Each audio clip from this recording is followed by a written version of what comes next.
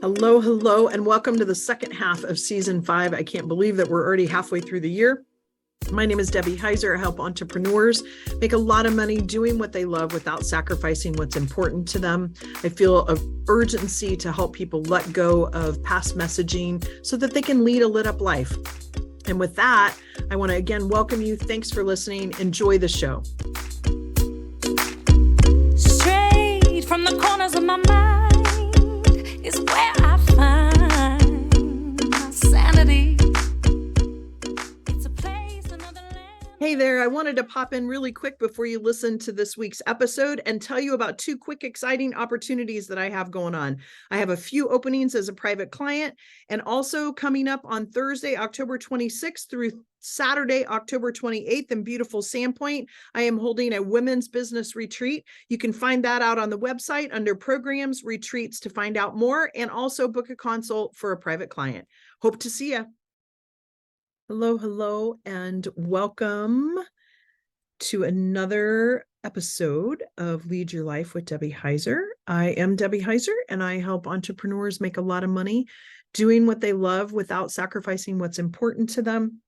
I see way too many businesses that let their business owners who let their business run their lives versus them creating the life they want, and the business is a conduit to that. So today I'm going to talk about a few things that are on my mind. It's just a Debbie dump is what I'm going to call it, in the respect that a couple of weeks ago, when you're listening to this, it's been a couple of weeks, but for right now, it's just only been a few days since a group of women who you've seen on my podcast before, my mastermind that I go and mastermind with my business. And I met in Santa Monica, California. And we met with someone that we followed as a coach and a mentor, Peter Crone. And he calls himself the mind architect, which he really is, because he gets in and he helps like shift some things and fundamental things, not surface level, but really fundamental areas of who we think we are. And so there were a few things that I wanted to just throw out of things that I learned over the weekend, things I captured over the weekend, and some patterns. And I'm just going to throw them out there and just kind of riff on them a little bit. And so one of the things that came out of that is the fact that leaders don't make people wrong. They help make people better. And that's directly from Peter Crone, a quote. So leaders don't make people wrong. They help make people better. And so when I think of that, even in relationship to servant leadership and how the self-awareness and listening and having empathy and healing ourselves so that we don't sit in this place of judgment of something being right or wrong, allows us then to step back and help make people better. And I guess what I mean by that too is when I think about being in a state of abundance, then I don't have to be right or wrong. I can want for my clients to be better. So as an example, I have someone that has been a client that is now coaching for me in one of the programs that I run, the Women's Mastermind. And it's so fun to see her step in with confidence and not in a right or wrong way, but in a way that of this desire to help make people better. And for me, looking at it, if my ego were in the way, and I'm not going to lie, the first time we were together, I think there was a little bit of ego. And she and I kind of talked through some things of what went well, what didn't go so well, how we both were feeling about it. And it became apparent to me that I had let kind of an ego thing get in there a little bit. But besides that, it's about like, I don't feel any scarcity there or worry about anything because I know her intention is to help make people better. And so, and I think about too, when we show up in service to those that we lead and this commitment to the growth of people, that helping them be better means a lot of times I'm not even in a thinking pattern of right or wrong. But here's what's interesting, because something I found out about myself is like at a deep core piece, looking through the lens that I have been, I was making things right or wrong. So that's just one thing. And kind of within that same realm, thinking about just because we can do something doesn't mean we should. And I think about some times when I've talked before about the empowerment triangle or the drama triangle, where I see, and I did this too as a leader, where I would step in and with good intentions of helping someone that maybe they weren't doing something or they were struggling with something. And instead of helping them work through the process, I stepped in and took over. And just because I could doesn't mean I should. And so therefore, what that said to them is that I didn't trust them, potentially, like how are interpreting that is, if I'm coming in to take over and I do that over and over and over repeatedly, the questioning of whether or not I'm doing a good job or whether or not I trust them to do the job may start to come up in their mind, right?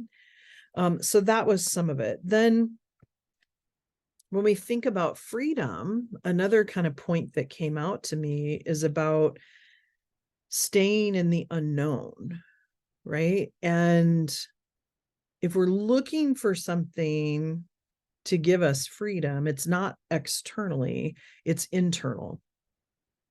And without guilt and shame, but like looking internally to say, how do I give myself freedom? And also that pressure is weight, and to stay in the unknown, right? Because our freedom is inherent. We were born with freedom. And when we think about pressure, pressure stops the flow. And he used a really cool analogy where he said, if you put pressure on your arm, on your blood vessels, you slow the flow of blood. And that's the same thing about what we do. So if you're putting pressure on yourself to make money, or you're putting pressure on yourself to get clients, or you're putting pressure on yourself to do these things, chances are you're slowing down the flow. Versus realizing that things just are, and also looking at the law of cause and effect. It's not an excuse to have no action, right? Like it's not an excuse to be non-active about something. But then what ends up happening is when we put pressure on ourselves, it's sometimes resistance, and we resist something so long that it becomes painful. And so thinking about, how do you create freedom for yourself? And for some of you, that might be freedom of time. It might be freedom of different things, but like true internal freedom. And it was interesting as we were there, without sharing some of my cohorts, how there were kind of themes, and how part of mine was inherently, I was seeing that there was something wrong with me. Other people were seeing that they didn't feel safe because something was wrong externally, right? Like that the world itself was wrong, and other people had different things, right? And so when we think about, like, when we're doing the work and we do the work through that lens without digging into really the core, and I've talked about core wounds before, but even digging further than that, because a core wound could be that I'm unlovable. But why am I unlovable? Well, it's because I see and think something's wrong with me. And so if I'm constantly thinking something's wrong with me, then I can't expect other people then in this vibrational piece, it's like I'm doing that to myself. It's like I'm abusing myself. And so it was really insightful. And again, not with guilt or shame, and I didn't take it that way, but kind of looking at that. And so, and also then too, how sometimes other people, because we show up that way, it's almost like we need to update the software in ourselves and in other people, because we play these roles. And I know my sisters and I have talked a little bit about this, and how sometimes, and I've talked to other people about when you go back for a family Thanksgiving, how easy it is to go back into that role of who you were when you were in high school or in the family dynamic.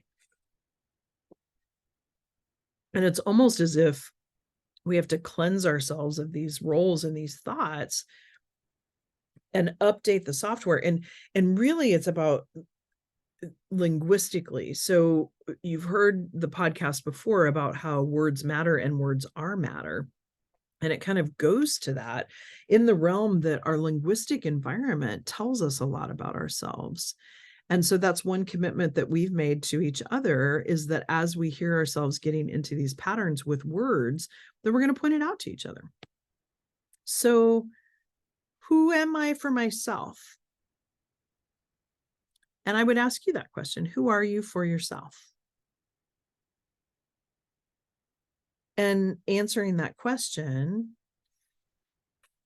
and creating some spaciousness with that. So I'm kind of digging through my notes here as I talk to you, but when you think about it too, and I loved this quote that he said, the only thing upsetting us is our imagination and the stories that we have told ourselves over and over again.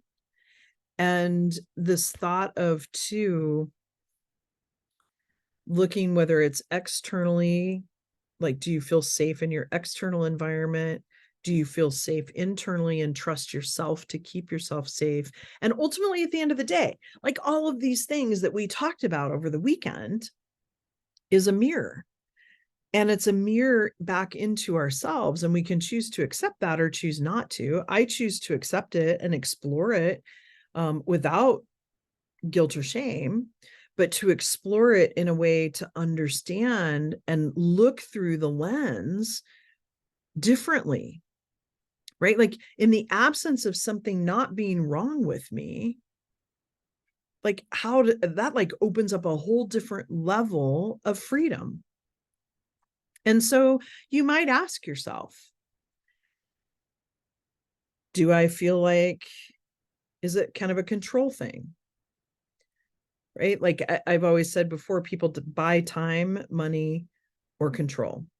And so because we have this perception that we can control things. And so if it's control, is it controlling because you don't trust that other people can do it the way you can do it? Or is it control because you don't feel safe if you don't have control? You know, time, if I don't have the time, you know, what is that about?